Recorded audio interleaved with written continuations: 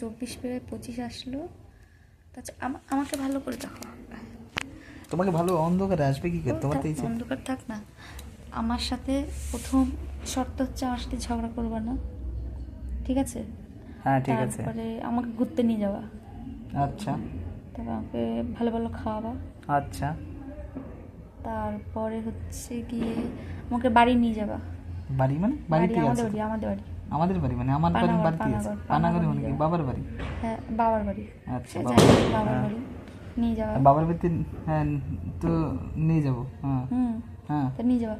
আমার কথা শুনে চলবা, হুম আমার কথা শুনে চলবা, আচ্ছা ঠিক আছে? হ্যাঁ। তো তুমি কি করবে আমার জন্য?